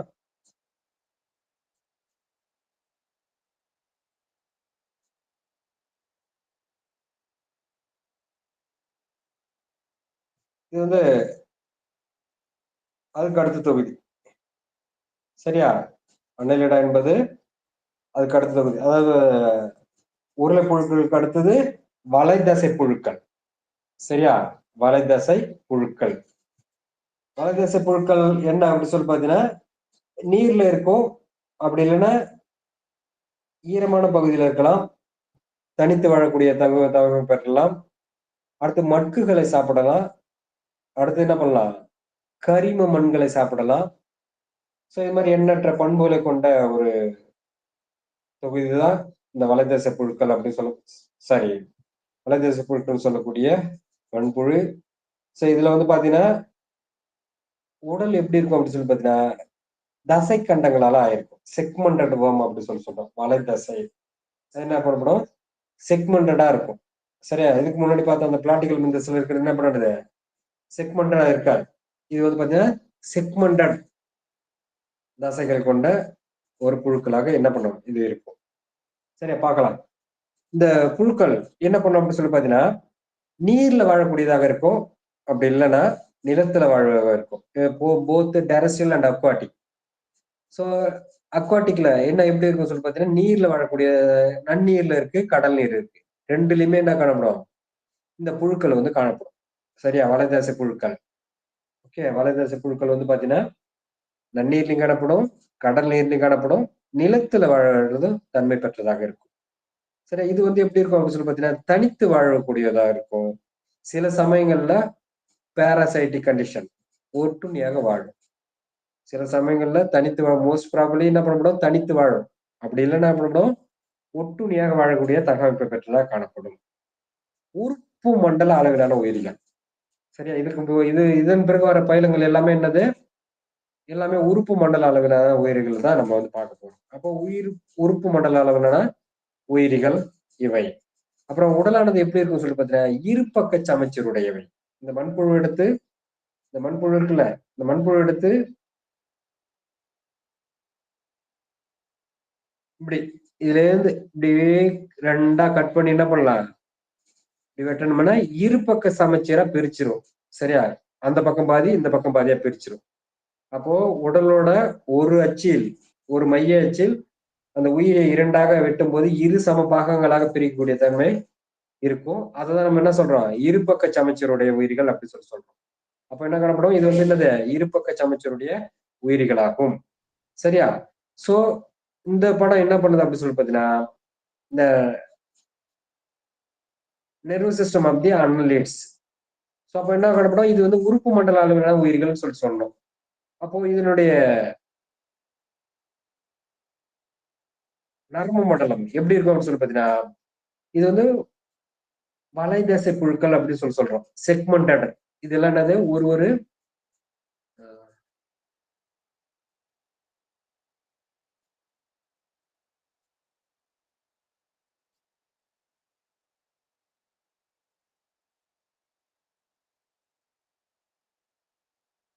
ஸோ இதெல்லாம் என்னன்னு சொல்லி பார்த்தீங்கன்னா, இது ஒரு செக்மெண்ட், இது ஒரு செக்மெண்ட், இது ஒரு செக்மெண்ட், இது ஒரு செக்மெண்ட், இது ஒரு செக்மெண்ட், இது ஒரு செக்மெண்ட்.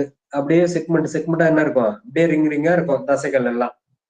சரி, அப்ப என்ன பண்ணப்படும், இந்த 1, 2, 3, 4வது செக்மெண்ட்ல என்ன இருக்குன்னு சொல்லிட்டு பாத்தீங்கன்னா, செரிபரல் கேங்லியான்னு சொல்லக்கூடிய 2 லூப் போன்ற அமைப்பு வந்து காணப்படும். இது என்னது, செரிபரல் கேங்லியா. சரி, இது என்னது, நம்ம மூளை இருக்கு மாதிரி அந்த உயிருக்கு என்னது 1, 2, 3. சரியா, இந்த மவுத்திய சேர்த்துனா 4.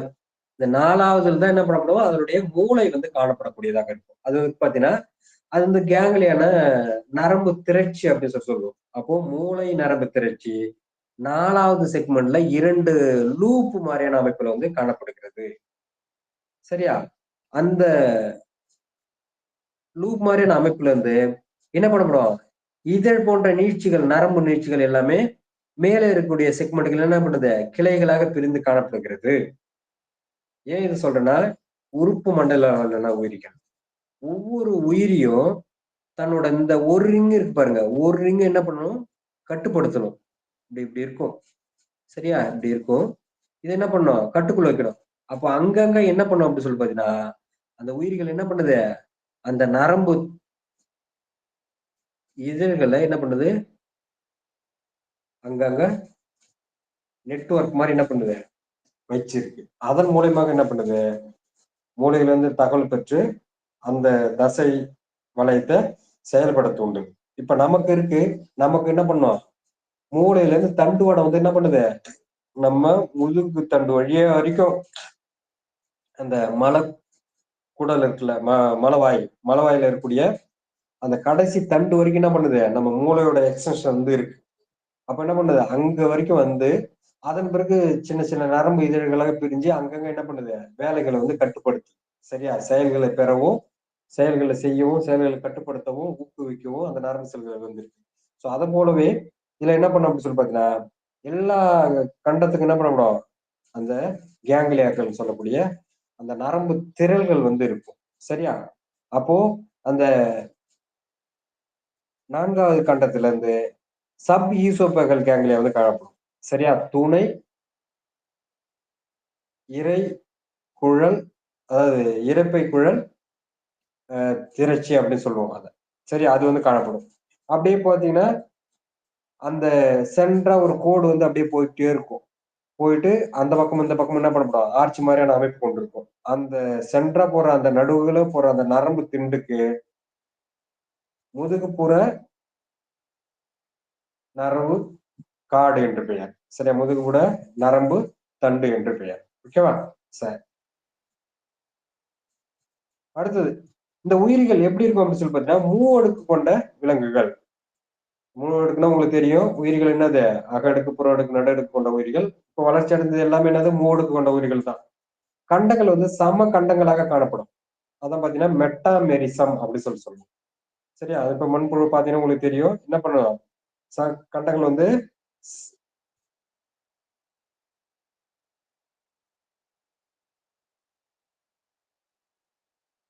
கண்டங்கள் வந்து என்ன பண்ணப்படும்? எல்லாமே சம கண்டங்களாக இருக்கும். சரியா? இது எல்லாமே சம கண்டங்களாக இருக்கும். இவ்வாறு கண்டங்களாக இருக்கிற உயிரிகள் எல்லாமே மெட்டாமெரிசம். அந்த கண்டங்களுக்கு மெட்டாமெரிசம் என்று பெயர். இப்ப இந்த மாதிரியான உயிர்களுக்கு மெட்டாமியர் அனிமல் என்று பெயர். சரியா? மெட்டாமெரிச உயிர்கள் என்று அழைக்கப்படுகிறது. மெட்டாமெரிச உயிர்கள் என்று அழைக்கப்படுகிறது. மூவடுக்கு விலங்குகள் சம கண்டங்களாக பிரிக்கப்பட்டுள்ளன மற்றும் உடற்குழியை கொண்டவை. சரியா? இதுக்கு முன்னாடி போலியான உடற்குழி கொண்டவை அந்த உருளைப்புழுக்கள். இதுக்கப்புறம் உண்மையான உடற்குழி கொண்ட விலங்குகள். இந்த மண்புழுலாம் என்னது? உடற்குழி, உண்மையான உடற்குழி கொண்டதா இருக்கும். சீலோமேட்ஸ் அனிமல் அப்படின்னு சொல்றோம். சரியா? சீலோமேட் அனிமல் அப்படின்னு சொல்றோம். அப்போ மூவடுக்கு கொண்ட உயிர்கள் மெட்டாமெரிக் அனிமல்ஸ் அண்ட் சூடோமேட் அனிமல்ஸ் அப்படின்னு சொல்றோம். மூவடுக்கு கொண்ட உயிர்கள் சம கண்ட அமைப்புகளாக பிரிக்கப்பட்டு காணப்படுகின்றன. உடற்குழியை கொண்டவையாக இருக்கும். சோ இதுவும் பாத்தீங்கன்னா தெரியும். ஒரு மண்புழு வந்து வெட்டி பார்த்தோம்னா அது என்ன பண்ணும் அப்படின்னு சொல்லி பாத்தீங்கன்னா, புற அடுக்கு இது. சரியா? அடுத்து இது நடு அடுக்கு. இது வந்து அக அடுக்கு. அப்போ இந்த புற அடுக்கு நடு அடுக்கு இடையில இந்த வெள்ளை பகுதி இருக்கு பாருங்க. இந்த பகுதி. இதுதான் பாத்தீங்கன்னா குழி. உண்மையான உடற்குழி கொண்டவை. உடற்குழி அப்படின்னு சொல்றோம். சரியா? உடற்குழி அப்படின்னு சொல்றோம். ஓகே. உடற்குழி என்பது நடு அடுக்குக்கும் அக அடுக்குக்கும் இடையில நிலையான குழி காணப்படும். அதுதான் நம்ம என்ன சொல்றோம்? உடற்குழி என்று அழைக்கிறோம். சரியா? உடற்குழி என்று அழைக்கிறோம். அடுத்தது, இவைகளின் உடல் மேற்பரப்பு முற்றிலும் தெளிவான பிரிவுகளாக அல்லது கண்டங்களாக பிரிக்கப்பட்டிருக்கும். இப்ப மண்புழு பாத்தீங்கன்னா உங்களுக்கு தெரியும். சோ இது என்ன பண்ணுவோம் அப்படின்னு சொல்லி பாத்தீங்கன்னா, இது மண்புழுவோட ஒரு வரைபடம் வரைஞ்சிருக்காங்க. இந்த வரைபடம் எப்படி இருக்கு அப்படின்னு சொல்லி பாத்தீங்கன்னா, உடல் முழுவதும் இருக்க தெளிவான தசை கண்டங்கள் வந்து காணப்படும். சரி, இப்ப பாத்தீங்கன்னா உங்களுக்கு தெரியும். இல்ல என்னது? தசை கண்டங்கள். அப்படியே ரவுண்ட் ரவுண்டா இருக்கிறது என்னது? தசை கண்டங்களாக இருக்கு. இதுல இருந்து இது வரைக்கும் எண்ணணும்னா சாரி. இப்போ இதுல இருந்து இந்த டிப் இருக்குல்ல, இதுல இருந்து இது வரைக்கும் எண்ணணும்னா எத்தனை இருக்கும்? 13 கண்டங்கள் மட்டுமே இருக்கும். 13 கண்டங்கள் மட்டுமே என்ன பண்ணப்படும்? இந்த கேப்ல இருக்கும். சரியா? இந்த கிளைட்டல் இருக்கு பாரு. இந்த 13 கண்டங்களுக்கு அடுத்தது ஒரு சற்று தடித்த, உடலை விட சற்று தடித்த பகுதியாக இருக்கும். அந்த பகுதிக்கு என்னது? கிளைட்டலம் என்று பெயர். இந்த பகுதி இருக்கு பாரு, இது கிளைட்டலம். இந்த கிளைட்டலம் எத்தனாவது கண்டம்னு சொல்லிட்டு பாத்தீங்கன்னா 14ல இருந்து 17 கண்டங்கள் வந்து பாத்தீங்கன்னா கிளைட்டலம் அப்படி சொல்றோம். சரியா? 14, 15, 16, 17. சோ இது பாத்தீங்கன்னா கிளைட்டலம். இது சற்று தடித்த பகுதிகளாக இருக்கும். இந்த இடத்துல தான் என்ன இருக்குன்னு சொல்லிட்டு பாத்தீங்கன்னா இனப்பெருக்க புழை, இனப்பெருக்க துளை, ஸ்பெர்மதீக்கா. சோ அந்த இது எல்லாமே என்ன பண்ணப்படும்? இந்த கிளைட்டலம் பகுதியில் தான் காணப்படும். அப்ப தலையில இருந்து 13 கண்டங்கள் வந்து பாத்தீங்கன்னா முதலாக பிரிக்கப்பட்ட கண்டங்களாக இருக்கும். அதுக்கப்புறம் 14ல இருந்து 17 வரை கண்டங்கள் கிளைத்தளம் என்று அழைக்கப்படுகிறது. இது உடலை விட சற்று என்ன இருக்கும்? கொஞ்சம் பெரிதாக கண்டங்களாக கொண்டப்பட்டிருக்கும். இவ்வாறு உடலின் மேற்பரப்பு முற்றிலும் தெளிவாக அல்லது கண்டங்களாக என்ன பண்ணப்படும்? பிரிக்கப்பட்டு காணப்படும். சரியா? எனவே இந்த தொகுதி அன்னலிடா என்று அழைக்கப்படுகிறது. ஏன் அன்னலிடா என்று அழைக்கப்படுகிறதுனா, அன்னுலஸ் என்பது என்னன்னு சொல்லி பார்த்தீங்கன்னா சிறிய வளையம். சரி, அன்னுலஸ் என்பது சிறிய வளையம். அதனால இந்த தொகுதி அன்னலிடா என்று அழைக்கப்படுகிறது. சரியா? இந்த அன்னலிடா என்ற அந்த சிறிய வளையம் சொல்லக்கூடிய அன்னூலஸ் எங்க இருந்து வந்ததுன்னு சொல்லிட்டு பாத்தீங்கன்னா லத்தீன் மொழியிலிருந்து வந்த வார்த்தையாகும். சரியா? அந்த அன்னுலஸ் என்பது என்னன்னு சொல்லி பாத்தீங்கன்னா லத்தீன் மொழியிலிருந்து வந்த வார்த்தை. இந்த அன்னுலஸ் என்பது லத்தீன் மொழியிலிருந்து வந்த வார்த்தை. நமக்கு வந்து இதுக்கு என்ன கொடுத்திருக்காங்க அப்படின்னு சொல்லி பாத்தீங்கன்னா, அன்னலிடாவுக்கு நீரிசு ஹிருதேரியா எடுத்துக்காட்டா கொடுத்திருக்காங்க. சரியா? சரி. அடுத்து இவைகளில் உள்ள நீள்வாக்கு மற்றும் வட்ட தசைகள் இடப்பெயர்ச்சிக்கு உதவுகின்றன. இப்போ மண்புழு வந்து நீங்க பார்த்திருப்பீங்க, மண்புழுவானது என்ன பண்ணப்படும், ஒரு இடத்துல இருந்து இன்னொரு இடத்துக்கு போகணும். அப்படி போகும்போது என்ன சொல்லி பாத்தீங்கன்னா அப்படியே போயிட்டு என்ன பண்ணப்படும், அப்படியே நகர்ந்து போயிட்டே இருக்கும். சரியா? நகர்ந்து போயிட்டே இருக்கும். அது காரணம் என்னன்னு சொல்லி பாத்தீங்கன்னா நீள்வாக்கு தசைகள் இருக்கும். தசைகள் வந்து பாத்தீங்கன்னா நீள்வாக்கு தசைகள் இப்படி இருக்கும். அடுத்தது வட்ட தசைகள் எப்படி இருக்கும் சொல்லி பாத்தீங்கன்னா இப்படி இருக்கும், இப்படி இருக்கும். சரியா? இப்படி இருக்கும். அப்போ ஒரு தசை நீளமா இருக்கு இந்த மஞ்சள் கலர்ல, இன்னொரு தசை என்னது வட்ட தசைகள் இருக்கு. இதன் வழியாக என்ன பண்ணு பாத்தீங்கன்னா இந்த உயிரிகளானது என்ன பண்ணுது, சாரி இந்த மண்புழுவானது இந்த உயிர் கண்ட உயிரிகளானது என்ன பண்ணு பாத்தீங்கன்னா இடப்பெயர்ச்சி செய்கிறது. ஒரு இடத்துல இன்னொரு இடத்துக்கு என்ன பண்ணுது, இடப்பெயர்ச்சி செய்கிறது. இது உணவுக்காக, இல்லாட்டி தன்னை பாதுகாத்துறதுக்காக, தன்னை எதிரிகிட்ட இருந்து பாதுகாத்துக்கிறதுக்காக, அடுத்தது இனப்பெருக்கத்திற்காக, பல்வேறு சூழலுக்காக இருக்கலாம். அல்லது என்ன பண்ணலாம், வெப்பநிலையை தவிர்ப்பதற்காக போன்ற சுற்றுப்புற சூழல் காரணிகள்ல இருந்து தன்னை பாதுகாத்துக் கொள்வதற்காக என்ன பண்ணலாம், இவை இடப்பெயர்ச்சி செய்யலாம். அப்போ இவைகளில் நீள்வாக்கு மற்றும் வட்ட தசைகள் இடப்பெயர்ச்சிக்கு உதவுகின்றன. இது இல்லாம இந்த உயிர்கள்ல என்னன்னு சொல்லி பாத்தீங்கன்னா அந்த அப்படி இப்படி பாத்தீங்கன்னா இந்த வட்ட தசையில என்ன இருக்கும், இப்படியான ஒரு அமைப்பு வந்து காணப்படும். இது வந்து பாத்தீங்கன்னா உடற் முட்கள் அப்படின்னு சொல்லுவாங்க. மண்புழுவோட உடற்முட்கள். இந்த உடற்முட்கள் என்ன பண்ணுவோம்னு சொல்லி பாத்தீங்கன்னா இடப்பெயர்ச்சிக்கு வந்து உதவுகிறது. சரியா? பாடி சீட்டு அப்படின்னு சொல்லிட்டு ஆங்கிலத்துல சொல்லுவாங்க.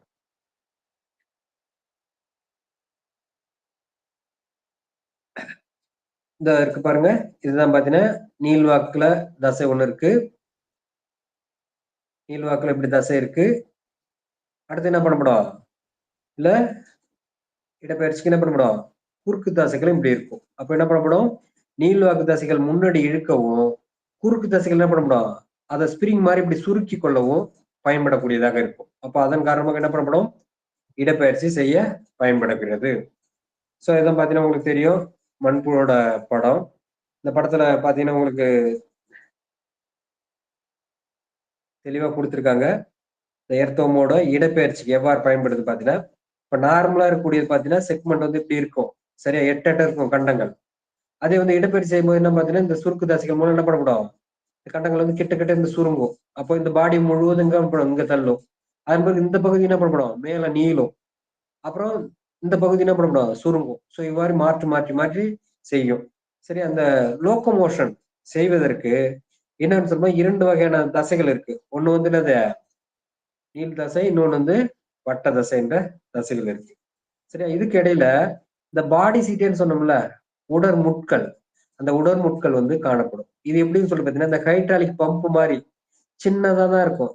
அப்படியே வந்து என்ன பண்ணப்படும், ஊர்ந்து செல்றது பயன்படக்கூடியதாக இருக்கும். அதனுடைய அளவு எவ்வளவுன்னு சொல்லிட்டு பாத்தீங்கன்னா 60ல இருந்து 120 மைக்ரான் அளவு இருக்கும். அந்த பாடி சீட்டோட அளவு எவ்வளோ, 60ல இருந்து 120. இது எப்படி இருக்கும் அப்படின்னு சொல்லி பாத்தீங்கன்னா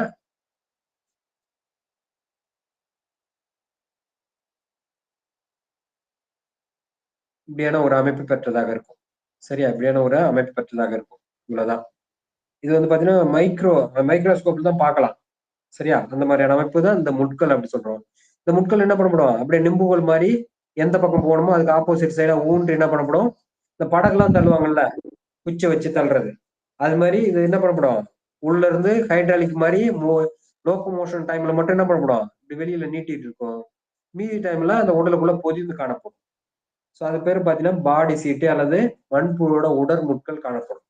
இதனுடைய அளவு எவ்வளவுன்னு சொல்லி பாத்தீங்கன்னா 60ல இருந்து 120 மைக்ரான். சரியா? 60ல இருந்து 120 மைக்ரான் அளவு கொண்டதாக இருக்கும். அடுத்தது நீரிஸ் இருக்குல்ல, இந்த நீரிஸ் உயிரிகள் என்ன நீர்வாழ் விலங்குகள்ல பேரப்போடிய காணப்படும். சரியா? இப்போ டெரஸ்ட்ரியல் அனிமல்ல அந்த என்ன இருக்கு பார்த்தோம்,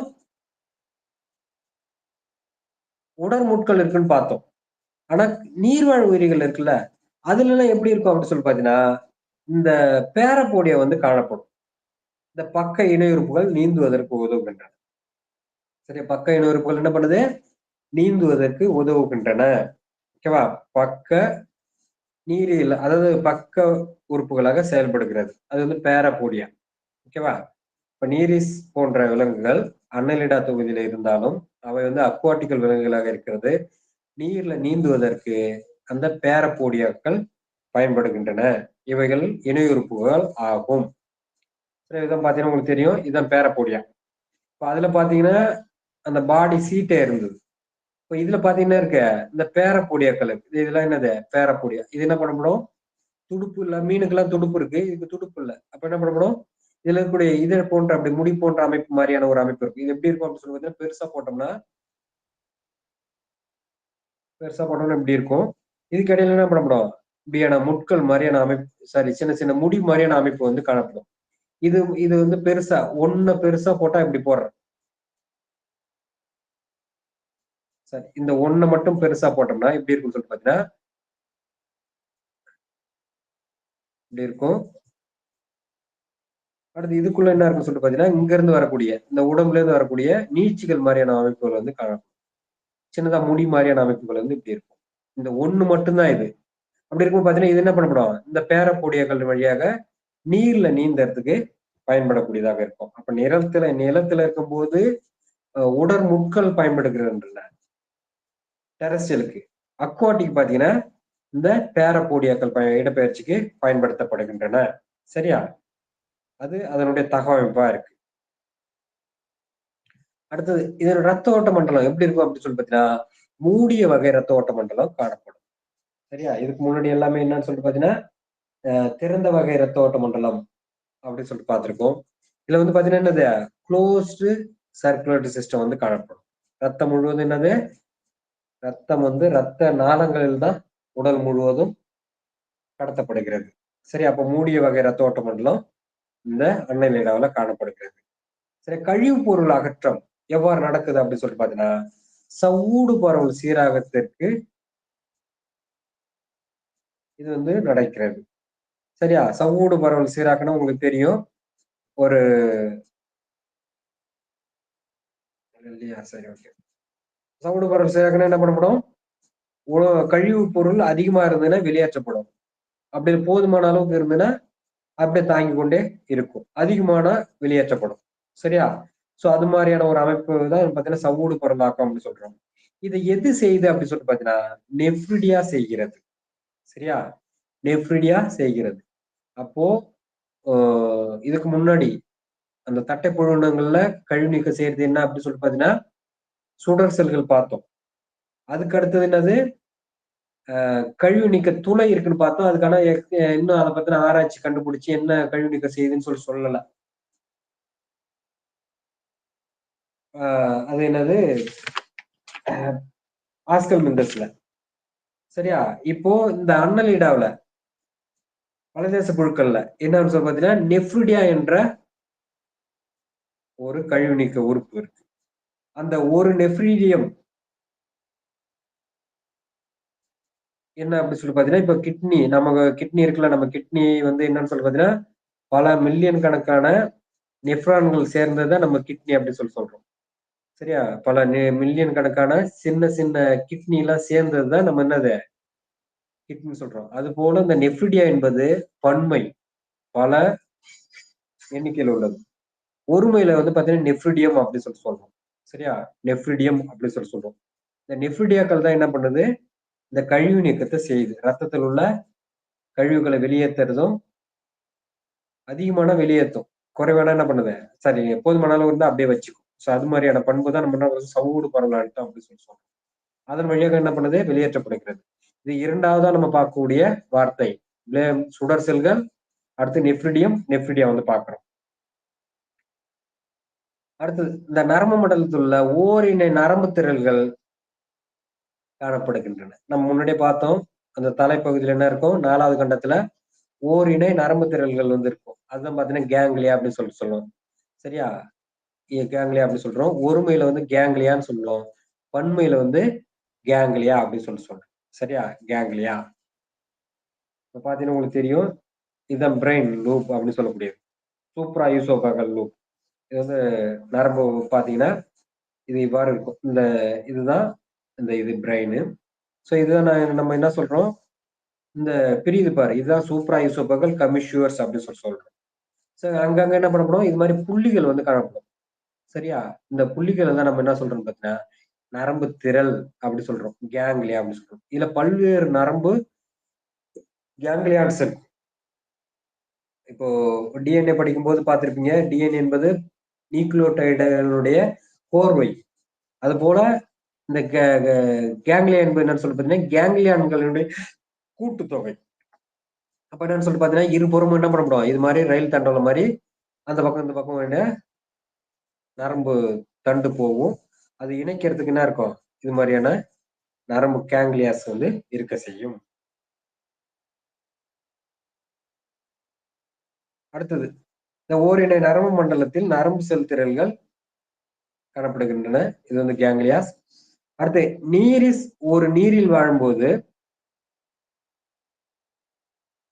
அது வந்து நீர்வாழ் உயிரி. ஸோ இது எப்படி இருக்கும் அப்படின்னு சொல்லி பார்த்தீங்கன்னா டயேசியஸ் தான் இருக்கும். அப்போ இதுல என்ன இருக்கு, ஆண் பெண் உயிரிகள் தனித்தனியான இருக்க உயிரிகளாக இருக்கும். டயேசியஸ் உயிரிகள், ஆண் பெண் உயிரிகள் தனித்தனியான, பெண் உயிர் இருக்கும், ஆண் உயிர் இருக்கும். அப்போ இது வந்து என்னது, ஒருபால் உயிரி. நீரிஸ் வந்து நீர்ல வாழ்ந்தாலும் அது வந்து ஒருபால் உயிரியா இருக்கும், டயேசியஸ் அனிமல்ஸ். ஆனால் மண்புழுக்கள் மற்றும் அட்டைகள் இருபால் இணைந்தவை, அது வந்து பாத்தீங்கன்னா மோனோசியஸ். இதுதான் நமக்கு வந்து குழப்பங்கள் ஏற்படுத்தும். இப்போ இந்த அன்னலிடாவில மோனோசியஸ் விலங்குகள் இருக்கு, டையேசியஸ் விலங்கு இருக்கு. இந்த டையேசியஸ் விலங்கு எது அப்படின்னு சொல்லி பாத்தீங்கன்னா நீரிஸ், நீர்ல வாழக்கூடிய நீரிஸ். அது எப்படின்னு சொல்லி பாத்தீங்கன்னா பெண் நீரிஸ் இருக்கு, ஆண் நீரிஸ் இருக்கு. அது ரெண்டும் என்ன பண்ணும், இணைஞ்சு இனப்பெருக்கம் செஞ்சு புதிய உயிரை உருவாக்கும். ஆனா இந்த மண்புழு இருக்கு பாரு, மண்புழு மற்றும் அட்டைகள், அந்த ஹிரிடிலியா சொல்ற அட்டைகள், இவைகள் என்ன பண்ணும் அப்படின்னு சொல்லி பாத்தீங்கன்னா மோனோசியஸ் உயிரிகள். அப்ப என்ன பண்ணப்படும், மண்புழுல வந்து ஒரு புழுல என்ன காணப்படும், ஸ்பெர்மதிக்கா இருக்கும், அது வந்து ஸ்பெர்ம உற்பத்தி பண்ணும். அதே சைட்ல இன்னொரு சைட்ல என்ன இருக்கும், ஓவரி இருக்கும், ஓவத்தை உற்பத்தி பண்ணும். சரி, அண்டகம் இருக்கும், அண்டத்தை உற்பத்தி பண்ணும். இது பாத்தீங்கன்னா நமக்கு வந்து ஹெர்மோபோரடைட் அப்படின்னு சொல்லிட்டு நம்ம முன்னாடி படிச்சிருக்கோம். சரி, ஹெர்மோபோரடைட் அனிமல்ஸ் தட்டைப்புழு இனங்கள்ல நாடாப்புழு படிக்கும்போது நம்ம படிச்சிருக்கோம். அப்போ இந்த மண்புழுக்கள் மற்றும் அட்டைகள் என்னது, இருபால் இனத்தவை, மோனோசியஸ் அப்படின்னு சொல்லக்கூடியது. சரியா, மோனோசியஸ்னா ஒரு உயிருக்குள்ளே ஆண் உற்பத்தி பண்ணக்கூடிய விந்து செல்லும், பெண் உற்பத்தி பண்ணக்கூடிய அண்டமும் என்ன பண்ண உற்பத்தி செய்யப்படக்கூடியதுதான் மோனோசியஸ் உயிரிகள் அப்படின்னு சொல்லிட்டு நம்ம சொல்றோம். சரியா, இதனுடைய இனப்பெருக்கம் எப்படி இருக்குன்னு சொல்லி பார்த்தீங்கன்னா பால் இனப்பெருக்கம் காணப்படும். சரியா, இதுதான் பாத்தீங்கன்னா பெரட்டிமா அப்படின்னு சொல்லக்கூடிய மண்புழு. இது வந்து ஹிரிண்டேரியான்னு சொல்லக்கூடிய இந்த அன்னியன் படத்துல நீங்க பார்த்திருப்பீங்க, ரத்தம் உறிஞ்சி அட்டை. இல்லாட்டி டூருக்கு போய் இந்த கொல்லி ஹில்ஸ் இது மாதிரி நம்ம ஃபால்ஸ்ல குளிக்கும் போது பாத்தீங்கன்னா அட்டை ஒட்டிக்கிட்டு வந்துடும் சில பேருக்கு.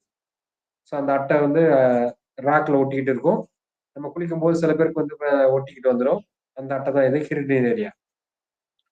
இது என்சிஆர்டி புக்ல கொடுக்கக்கூடிய நீரிஸ் படம், ஹிரிண்டேரியா படம். சரியா, இது வரைக்கும் அன்னிலிடா சாப்டர் ஓவர். அடுத்த வகுப்புல நம்ம என்ன பார்க்கலாம் அப்படின்னு சொல்லி பாத்தீங்கன்னா ஆர்த்ரோபோடான்னு சொல்லக்கூடிய கணுக்காலிகள் வந்து நம்ம பார்க்கலாம். இதை படிச்சு பாருங்க. படிச்சு பார்த்து புரியல அப்படின்னா நீங்க என்கிட்ட வந்து தொடர்பு கொண்டு சந்தேகத்தை கேட்கலாம். சரியா சார், இது வரைக்கும் போதும், அடுத்த கிளாஸ்ல பார்க்கலாங்கன்னு. அப்புறம் இன்னொன்னு, நீங்க இதுக்குன்னு ஒரு நோட்டு போட்டுங்க. அந்த நோட்டை போட்டு, அதாவது நடத்தந்த அன்னன்னைக்கு நடத்தந்த சைட் பை சைடா எழுதிக்கிட்டே வந்து அந்த கிளாஸ் முடிஞ்ச உடனே அதை வந்து எனக்கு வாட்ஸ்அப் பண்ணி வைங்க. அதாவது கிளாஸ் முடிஞ்ச உடனே அதை பிடிஎஃபா கன்வெர்ட் பண்ணி இந்த அடோப் ஸ்கேனர் இருக்கு, அதில் போயிட்டு ஸ்கேன் பண்ணி அந்த நோட்ஸை எனக்கு பிடிஎஃபா அன்னன்னைக்கு எழுதி அனுப்புங்க. ஓகேவா? அதை முன்னாடியே சொன்னோம்னு நினைச்சா யாருமே அதை ஃபாலோ பண்ணவே இல்லை. ஒரு நோட்டு போட்டு எழுதி அனுப்புங்க. ஓகேவா? ஒரு ஒரு ஸ்லைட்ல வர்றத ஸ்பீடா எழுதி எனக்கு வந்து தினமும் அனுப்பி வைக்குமாறு உங்களை நான் கேட்டுக்கிறேன். ஓகேவா? Okay sir. மேம்,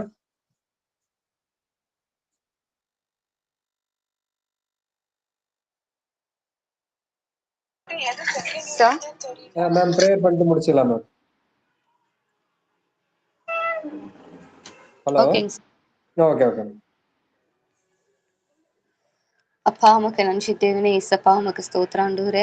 அப்பா உமக்கு பரிசுத்தமுள்ளதா அன்பின் தகப்பனே.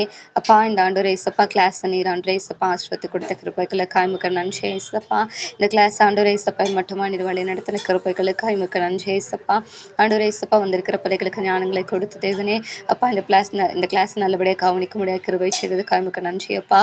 எல்லா டெக்னிக்கல் எரர் யாவற்றையும் நீர் மாற்றி ஆண்டவரே நீர் ஆண்டவரே ஏசப்பா சமாதானமாக நடத்தின கிருபைகளுக்காய் உமக்கு நன்றி ஏசப்பா. இந்த பிள்ளைகள் ஆண்டவரே ஏசப்பா இந்த கிளாஸ்ல படித்த ஒவ்வொரு பாடங்களும் ஏசப்பா மனதில் வைத்தாண்டவரே வருகிற எக்ஸாம்கள் நல்லபடியாக எழுதன் கிருபை பாராட்ட வேண்டும் நாங்கள் ஜெபிக்கிறோம் ஏசப்பா. நிறுத்தாமே ஆண்டவரே வழி நடத்துங்க ஏசப்பா. நாளை தினத்தில் நடக்க போகிற கிளாஸ்களையும் உங்கள் கரங்களுக்குலாம் நாங்கள் ஒப்பு கொடுக்குறோம் ஏசப்பா. நிறுத்தாமே ஆசீர்வாதத்தை வழி நடத்துங்க ஆண்டவரே. ஏசு கிறிஸ்தவ நாமத்து மூலமாக ஜெபிக்கிறோம். ஜெபிகளும் பரலோகத்தின் நல்ல பிதாவே, ஆமென். Thank you sir. Thank you ma'am. Thanks to all students. தேங்க்யூப்பா. Thank you sir.